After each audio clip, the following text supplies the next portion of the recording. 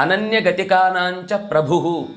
ಯಾರು ನಿನ್ನನ್ನು ಹೊರತಾಗಿ ನನಗೆ ಇನ್ಯಾರೂ ಗತಿ ಇಲ್ಲ ಅಂತ ಪ್ರಾರ್ಥನೆ ಮಾಡಿಕೊಂಡು ಬರ್ತಾರೋ ಅಂಥವರಿಗೆ ಯಾವಾಗಲೂ ದಕ್ಕುವವನು. ಭಕ್ತರ ಬಗ್ಗೆ ಪ್ರಧಾನವಾದ ಕನ್ಸರ್ನ್ ಉಳ್ಳವ.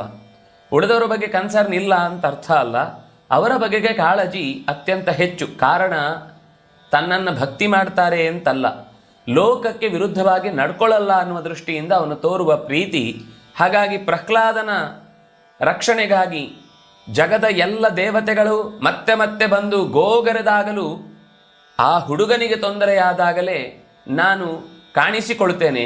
ನೀವೆಲ್ಲರೂ ನೋವನ್ನು ಸಹಿಸಬಲ್ಲವರು, ಸಹಿಸಬೇಕಾದವರು. ಆದರೆ ಆ ಹುಡುಗನ ಬದುಕಿಗೆ ಸಂಚಕಾರವನ್ನುಂಟು ಮಾಡುವ ಹೊತ್ತಿಗೆ ಬರುವುದು ನನ್ನ ಕರ್ತವ್ಯ. ಲೋಕಕ್ಕೊಂದು ಪಾಠ ಆಗಬೇಕು. ಈ ಕಥೆಯ ಪ್ರಧಾನ ನಾಯಕ ಪ್ರಹ್ಲಾದ. ನೀವೆಲ್ಲರೂ ಬೇರೆ ಬೇರೆ ಸಂದರ್ಭಗಳಲ್ಲಿ ನಿಮ್ಮ ನಿಮ್ಮ